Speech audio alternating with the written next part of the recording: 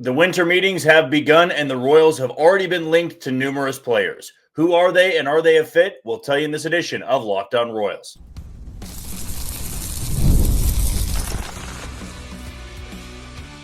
You are Locked On Royals, your daily Kansas City Royals podcast. Part of the Locked On Podcast Network, your team every day. You are tuned into another edition of Locked On Royals in the Locked On Podcast Network. I'm your host, Jack Johnson, and you can find me on Twitter at JohnnyJ_15. That is at JOHNYJ_15. You also can listen to us on wherever you download your podcast. That can be Spotify, Apple Podcast, Amazon Music, Google Podcast, Odyssey, and YouTube. Just be sure to hit the follow button and subscribe. This will be our final week of 5 episodes a week because beginning on Monday of next week, we'll be dropping down to 3 episodes. We just have a little bit of off-season time ourselves to give us podcasters a little bit of a break. But starting back up in February, right around mid-February, I would say, we'll be jumping back up to 5 episodes a week. And that, of course, will continue throughout the season and even the early portions of the off-season.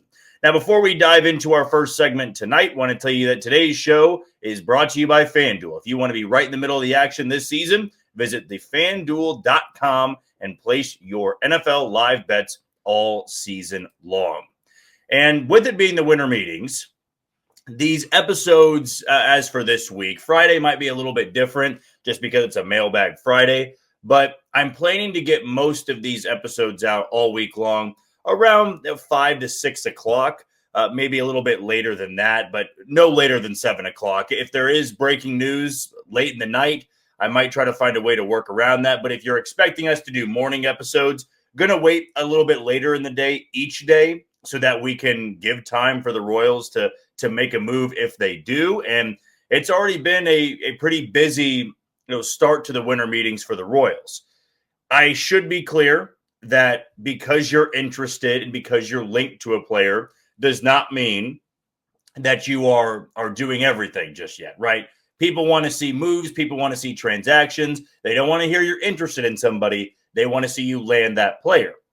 But I will say that the Royals were one of a few teams that were mentioned very heavily in day one of the winter meetings, whether it be MLB Network Radio, it'd be ESPN.com, The Athletic.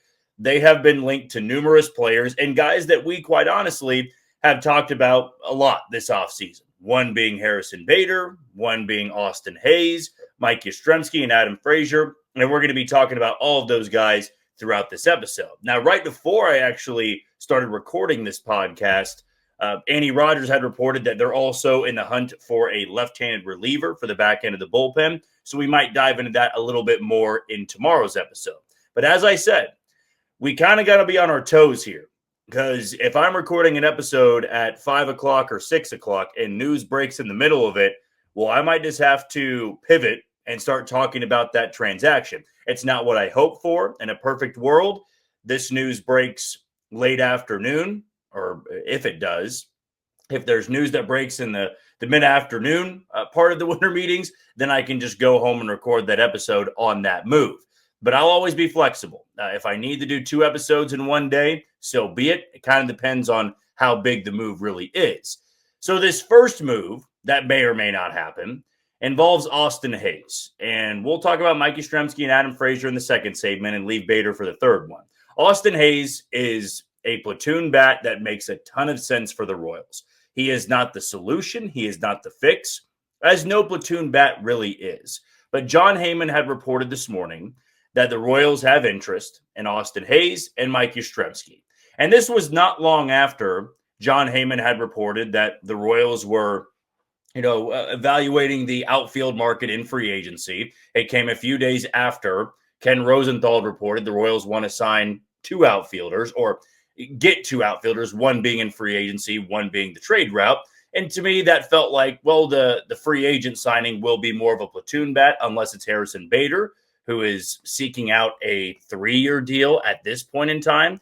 They might have outpriced the Royals if it's a 3-year deal, speaking of Harrison Bader and his agent. But that could always be bumped down to a 2-year deal depending on the money. To me, though, this free agent outfielder that the Royals would be seeking out, it feels like a platoon bat more so than an everyday guy. So Austin Hayes is somebody that lines up with what the Royals are hoping for in right field. Jack Caglione is going to be this team's right fielder, but J.J. Picollo has said he wants to find that right-handed bat that complements him pretty well. Austin Hayes does exactly that. And for the most part of his career, he's been an above-average bat. He has been somebody of the last couple of years that has tapped into more power, had 16 bombs last year. I understand he played for the Reds, but he was actually a better hitter on the road away from Great American Ballpark. And that should give you some promise if the Royals do elect to go that route. He hit .319 against lefties in 105 plate appearances last year. He OPS'd well over .940 against lefties last year. And over the course of his 105 games just facing righties and lefties, he OPS'd plus at 105. So he's 5 points above league average, and that's something the Royals have never really had in the outfield. They might have gotten it in spurts, maybe for a week, maybe for a couple of weeks, but consistently throughout a season, it's been a while since they've had an outfielder that has given them that type of production. And Austin Hayes would not be coming to Kansas City to take an everyday role. He would be the guy to be your platoon right-handed bat in the same way that Randall Grichuk was late last season.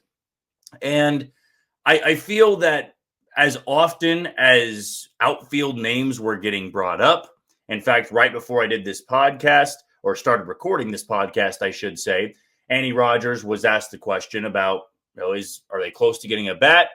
Whether it be free agency or trade? And she said, they're closer on the free agent side, definitely closer than the trade side, but they feel that it's not imminent right now. Nothing's imminent, and that's kind of the way these things go in the winter meetings, is sometimes these moves pop up out of nowhere. And she's definitely plugged into what J.J. Picollo and the front office are looking for. Is that going to be a reunion with a Mike Yastrzemski and Adam Frazier? Or is that going to be bringing in someone like Austin Hayes? I feel what makes the most sense for this team is a guy like Austin Hayes because of his ability to hit left-handed pitching. He can play all three outfield spots.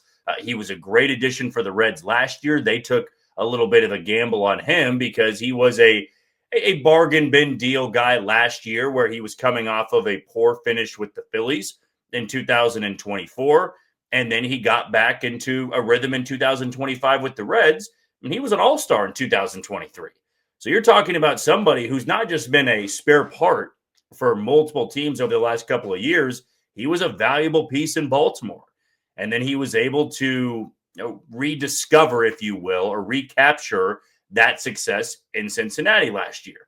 I can understand, though, that some of the people listening pushing back and going, well, we saw Jonathan India have good numbers with the Reds, and then he came over to Kansas City, and the numbers were incredibly poor. Who's to say that doesn't happen for Austin Hayes? Difference, in my opinion, is that, A, better numbers away from Great American Ballpark, B, has a good track record prior to Cincinnati, and C, he's not an everyday player. You would be signing him and bringing him in to be your platoon bat, but also could take over a spot if somebody was banged up or they were not performing well. You could trust him to start multiple games in a row. And that's why I feel, Austin Hayes being linked to the Royals does make a lot of sense. In the same way that Harrison Bader being picked by almost every single reporter out there to go to the Royals makes a lot of sense for a variety of reasons. And I understand why some people don't like those moves. Harrison Bader, you feel, is not worth a multiple-year deal. The advanced numbers don't really support that. He was poor before his breakout season again with the Twins and then later on the Phillies. There's reason to push back on any signing the Royals make. And that's really going to be the case for any move that's made in the winter meetings. Unless you get, somebody on a league minimum deal and they go out there and perform at an all-star level, there will be reasons to criticize a move and why it was made. But I do feel the first move to happen, the first box to check off, is to bring in a platoon outfielder. I feel if you get that done right away, then you can go back to the trade discussions and finding your everyday left fielder, maybe then pivot to finding that left-handed reliever that has some power in the back end of the bullpen. This just feels like a good start to me. And I don't know if it is Austin Hayes and Austin Hayes only. Maybe they're looking at Rob Refsnyder. Maybe they're looking at a reunion with Tommy Pham, though I would probably doubt that. It feels that the two outfielders and the three outfielders that have been mentioned the most over the last couple of days, Harrison Bader, Mike Yastrzemski, and now Austin Hayes from John Heyman. Ken Rosenthal had also reported they could look into the options of Adolis Garcia, who was non-tendered by the Rangers. They could look into Lane Thomas, who had a down year with Cleveland and is now a free agent and can be an elite defender for you. Could look into J.J. Bleday, who I know was popular 2 years ago on this podcast. But there are options out there and very affordable options. Austin Hayes really does fit that description. Do you believe that should be the first move the Royals make in the winter meetings? Let us know in the YouTube comments below. When we come back, let's pivot to another report of the Royals being interested in a reunion with Mike Yastrzemski and Adam Frazier. That's coming up next on Locked On Royals. You are tuned into Locked On Royals and the Locked On Podcast Network. I'm your host, Jack Johnson, and you can listen to us on wherever you download your podcast. Couple of things I want to bring up before our second segment, and we do have something new to promote here called the Everydayer Club. Thank you for making Locked On Royals your first listen of the day, and thank you for making Locked On the #1 sports podcast network. You already live your team every day. Now it's time to take it up a level and go ad-free. I know that'll be popular with a lot of you out there. Join the Everydayer Club today and get the Locked On Royals show, no interruptions, members-only Discord access, and more for all of just $5 a month or $50 a year. So you can go to lockedonroyals.supercast.com to go and get that subscription. Again, $5 a month or $50 a year if you want to go ad-free on this podcast. Also want to tell you about the title sponsor today in FanDuel. NFL Sundays move fast, and one big play, it suddenly feels different. That's what makes live betting with FanDuel so very exciting. You're not just watching the game, you're reacting to it in real time. With FanDuel, you can place bets as the action unfolds, every drive, every momentum swing, every highlight moment. So if you want to be right in the middle of the action this season, visit FanDuel.com and place your NFL live bets all season long. FanDuel, the game moves fast, and so can you. For my picks, I'll go to Monday Night Football, Eagles and Chargers. I will take the over on receiving yards for Ladd McConkey, and I will take the over on rushing yards for Jalen Hurts. Throw in one last bet here. I'll just go money line for the Philadelphia Eagles to take down the Los Angeles Chargers. Continuing our free agent talk, this one was a little bit more popular earlier in the weekend, which was reported by Jalen Thompson of the KC Star. Had a great piece on the Royals being linked to Mike Yastrzemski and Adam Frazier. Now, Adam Frazier is somebody that we have expressed before in the podcast almost makes too much sense for the Royals to bring back on a very cheap one-year deal. And I still feel incredibly confident that the Royals are going to be bringing back Adam Frazier. I would be far more surprised than not if somebody else picks him up. The Royals do like Adam Frazier a lot. He fit a very good role for this team when he was acquired again from Pittsburgh last year, and he's a great clubhouse guy. I mean, you can get that for a bench role, loved by the teammates, good numbers off the bench, can play multiple positions, and he's cheap. That feels like a no-brainer for the Royals. And I saw some people pushing back last night on Twitter, which was, well, I would rather them just give that spot to Nick Lofton or give that spot to, a Tyler Tolbert, right? There's no need to spend money on a guy like Adam Frazier when you have those options. But I would very strongly push back on that pushback, if you will, because Nick Lofton and Tyler Tolbert have not put up good enough numbers at the big league level to earn a spot like that on a playoff contending team. Adam Frazier has. Adam Frazier, if he puts together a season like he did last year, which if he's healthy, I got no reason to doubt that, I feel that that is a very valuable pickup for the Royals. If Jonathan India or Michael Massey puts together a poor season in 2026, I would like to have the insurance that a guy like Adam Frazier can step in and handle second base with ease. I really do feel that way. So I will stand by my take of I feel Adam Frazier is really a no-brainer move by the Royals, and I feel pretty confident that they will get a deal like that done with him. I don't imagine you'd have to spend more than $5 million to bring Adam Frazier back to Kansas City. Yastrzemski is a little bit more complicated. You have a bunch of left-handed outfield bats, and Mike Yastrzemski can't hit lefties. And if you're going the platoon route, I'm not really sure where he would fit in. Jack Caglione's in right field, and he's a left-handed bat. We talked about Austin Hayes in the first segment. Austin Hayes being the right-handed bat really bodes well for him if you were to pick between Yastrzemski and Austin Hayes. Matt Quatrero was also on the MLB Network radio show earlier today and said, lefty or right-handed hitter, if we're going to add a good hitter to the lineup, we can work with it. We can work around some things. You don't need to turn down a deal with a guy that's willing to come back and you can get good value just because, we have too many lefties. Mike Yastrzemski, like Austin Hayes, can play all three outfield spots. He OPS north of 800 in his 50 or so games with the Royals last season, and he's open to a reunion. Those are all things that feel very positive in a Royals reunion. That feels like it could lead you down that path. But with how this roster is being constructed, if you've got Caglione in right field, you're not platooning him with Yastrzemski because they both hit from the left side. Kyle Isbell's in center field, and you could run it back with him, also a left-handed bat. If you go with Harrison Bader, if you try to sign him and then try to bring in Austin Hayes or Mike Yastrzemski, maybe you try to get a couple of outfielders. I could see a world in which that happens, and then Yaz can be more of that replacement of Isbell with Harrison Bader. But now I'm probably getting too much ahead of myself because I don't see it where the Royals would sign a Harrison Bader and an Austin Hayes and Mike Yastrzemski. I feel they'll spend money on a platoon bat and make a trade for an everyday outfielder. So that leads me to the third point. If you're going to trade for an everyday outfielder in left field, well, where does Mike Yastrzemski fit in? Right? How are you going to get him at bats? If you want to get at bats for Jack Caglione, well, then he needs to play majority of the time in right field. And whenever he's not playing, that's when the right-handed platoon bat is out there. If you're trading valuable resources for an everyday left fielder, I want them playing 150-plus games a season. So I don't want Mike Yastrzemski taking reps from that player you would be acquiring. So that leaves me center field. If you chose to go Mike Yastrzemski, is he your center fielder? Do you replace Kyle Isbell with Yastrzemski in center? You have worse defense, but you have better offense. I could see why that would be valuable to the Royals if they focused more on offense. But Yaz is also going to be 36 this year.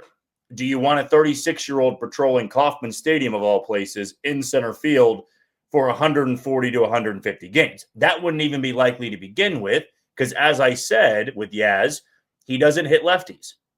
You would be acquiring him to be a platoon bat, and unless you wanted to platoon in left field, which I guess could be possible, you need to have a platoon right-handed option over a left-handed one.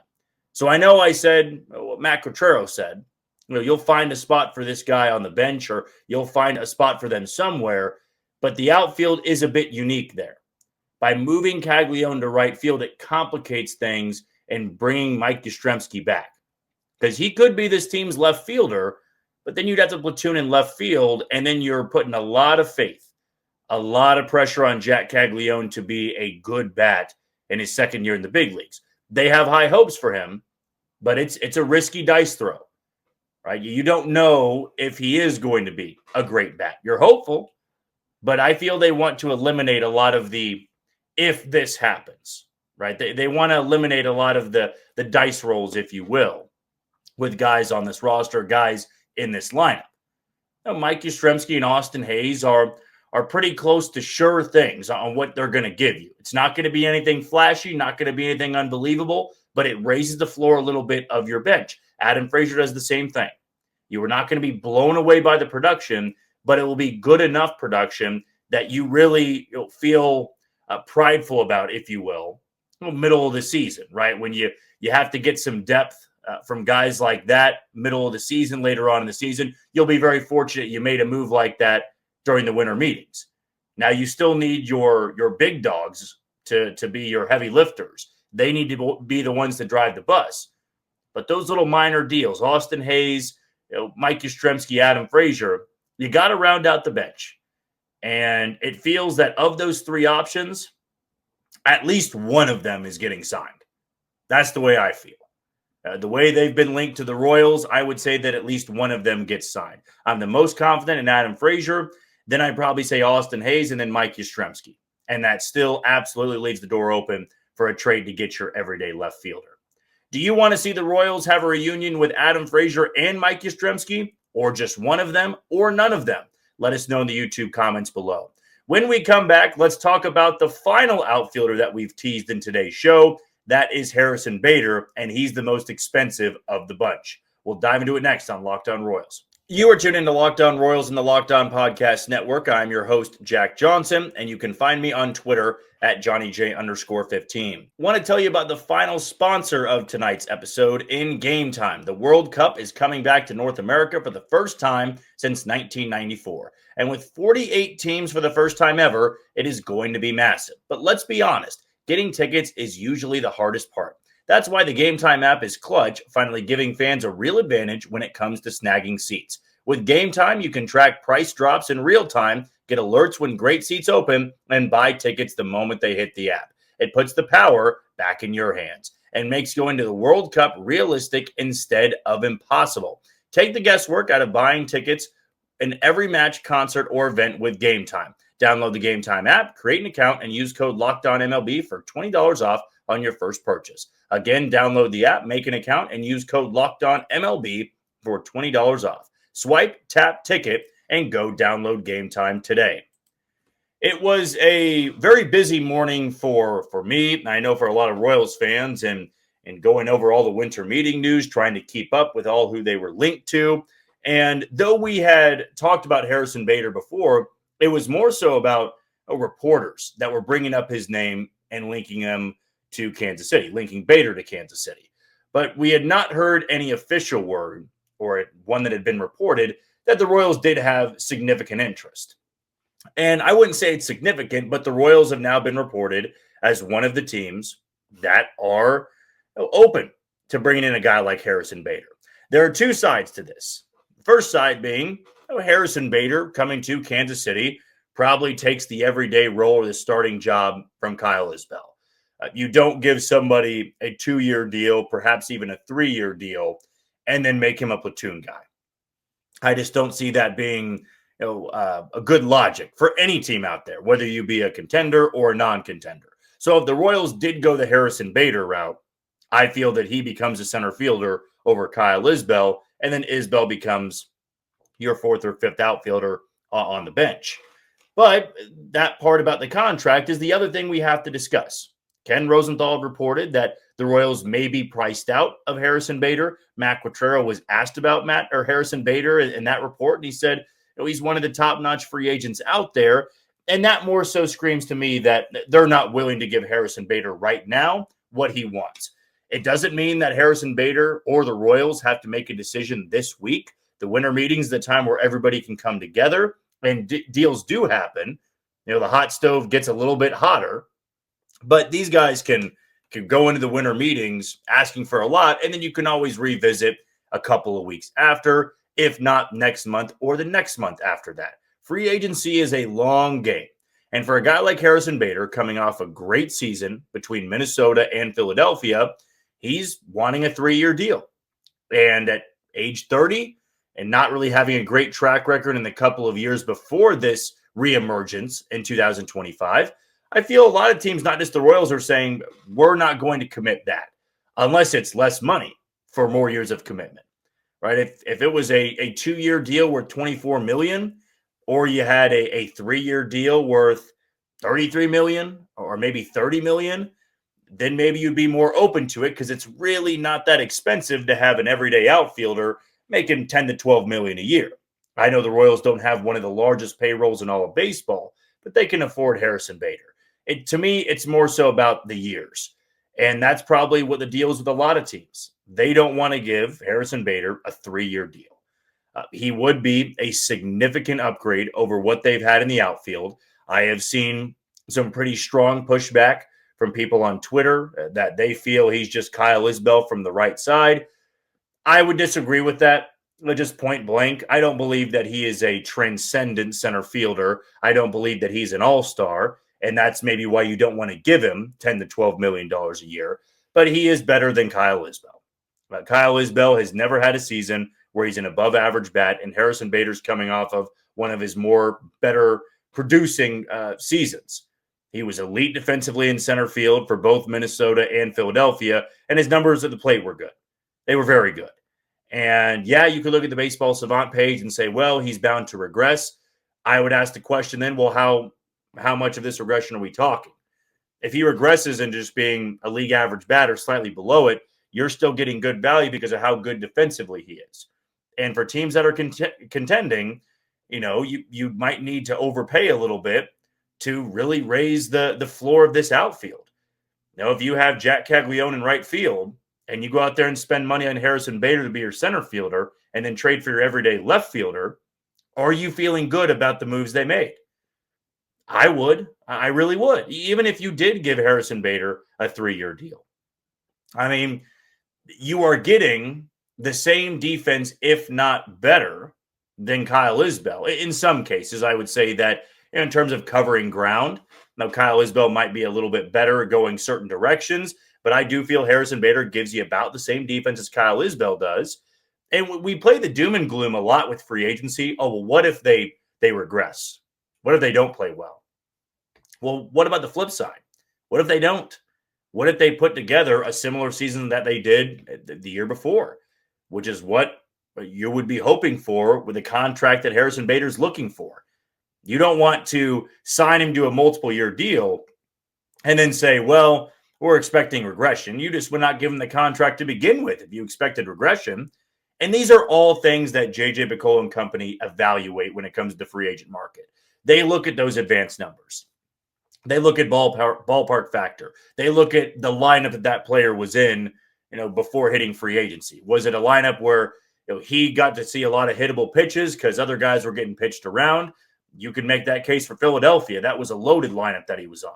He also had good numbers for a poor Minnesota team, but a Minnesota team that had some good hitters in that lineup. So they're not going to be reckless with it. They are going to take into account if you give somebody a 3-year deal or a 2-year deal, are we paying them for 1 year of production and then just will eat the money for poor production the year after that and the year after that? Or do we feel that we're paying them for 2 good years and then we'll live with whatever happens in year number 3? A lot of GMs operate that way.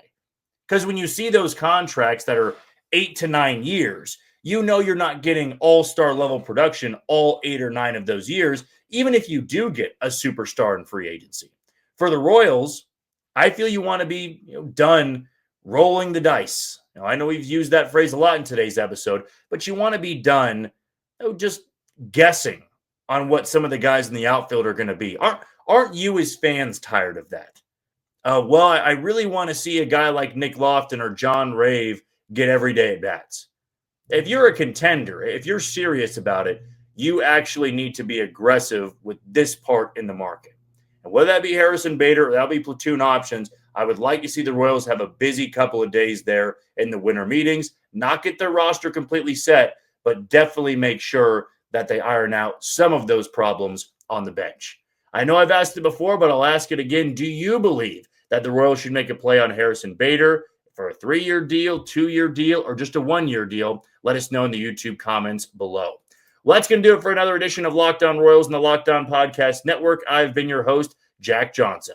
Did Locked On Royals make your Spotify Wrapped? Prove it on social media to secure a free month of our brand new Everydayer Club. Just tag our national Locked On Podcast Network account on any social platform, and we'll drop you a code. Be one of the first to enjoy the Everydayer Club to get your favorite show ad-free and exclusive access to the members-only Discord channel. For those of you on video, we send you the first ever 24/7 national Locked On Podcast Network YouTube channel. On audio, make sure your second listen is Locked On MLB. Tomorrow, keep an eye out for our episode in the evening, maybe going over a move that's happened, or just more talk on reports coming out of the winter meetings. But until then, you take it easy, Kansas City.